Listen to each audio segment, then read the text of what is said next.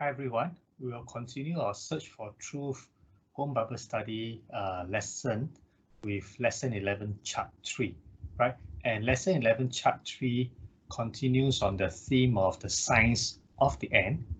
And in this particular session, we look at the signs of the end in terms of what we can see happening in the nation of Israel, right? So we'll be talking briefly about some of the signs that the Bible point to in terms of what is prophesied over Israel and how some of these things are already have come to pass, and we see signs of it coming to pass, the likelihood of it being there, right? First, if you recall from an earlier session, we talked about how since AD 70, the nation of Israel was taken apart, right? Jerusalem was destroyed and the people scattered. So from AD 70 to 1948, the area and Jerusalem was occupied, fought over, but not by Jewish people, rather by different religious groups, people wanting to stake their claim over Jerusalem, right? But basically, we have no nation of Israel for almost 2,000 years. And what the Bible has actually prophesied over was this, and let me just read the verse for us. Behold, I am going to save my people from the land of the east and from the land of the west, and I will bring them back, and they will live in the midst of Jerusalem, and they shall be my people, and I will be their God in truth and righteousness. So in Zechariah chapter 8, God spoke through Zechariah that one day he will bring his people back from wherever they've been dispersed from, right? And he will bring them back to Jerusalem again. You know, through history, in 1948, Israel came together as a nation, right, and has been since been officially a nation since 1948, right? And we also read about how, according to the Bible, that one day Jerusalem will once again be fully under the Jewish jurisdiction. As part of that whole prophecies coming to pass in Israel, something that's also prophesied over Israel and coming to pass is the restoration of blood sacrifices.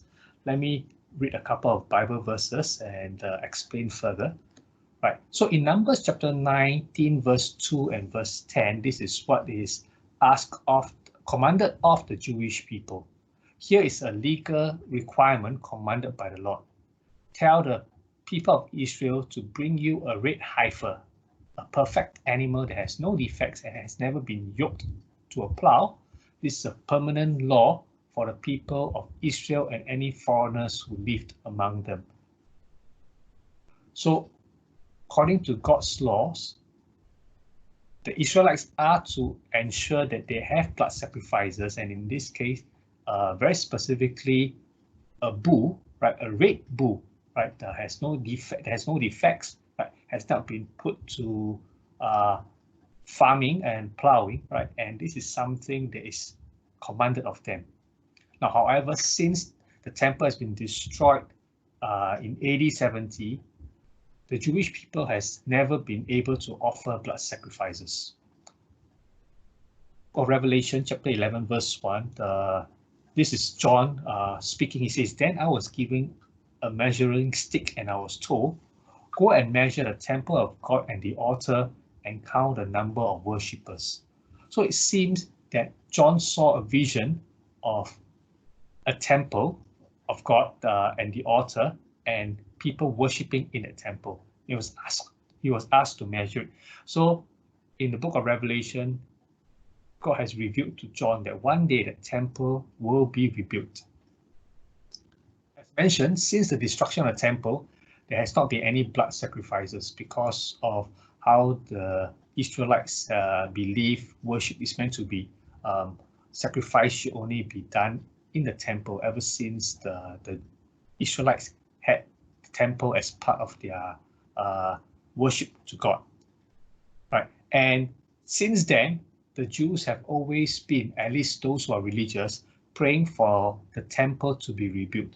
They are praying and believing that one day they get a chance to rebuild a temple so they can offer blood sacrifices to worship God again. Now, at this point, it looks impossible simply because the place where the temple is to be rebuilt, the Temple Mount, is actually occupied by another religious institution, another holy place, right, by the Dome of the Rock. So, humanly speaking, this is not going to happen. But at the same time, the Bible has made very specific and explicit prophecies that one day this will be restored.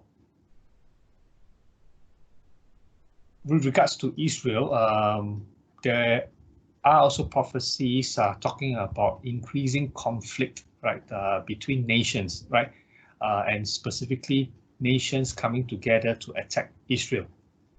Let me read us this verse, right? In Ezekiel chapter 38, verse 2, it says, "The Son of Man, turn and face Gog of the land of Magog, the prince who rules over the nations of Meshach and Tubal, and prophesy against him." Persia, Ethiopia, and Libya will join you too, with all their weapons. Gomer and all of his armies will also join you, along with the armies of Beth Togarmah from the distant north and many others. So it seems that in the last days, right, there will be many nations rallying and coming together in their attempt to attack Israel.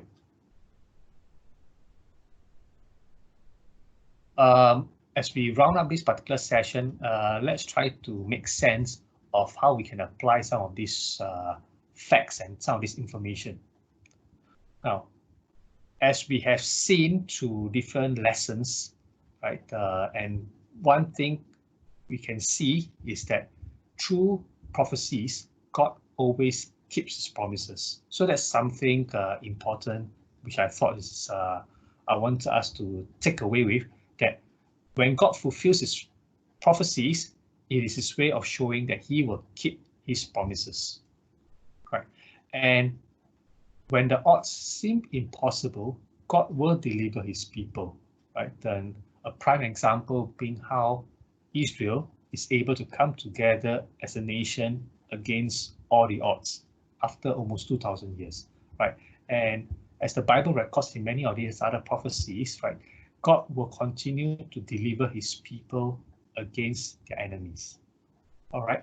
Okay, so that's all we have for this session. Thank you.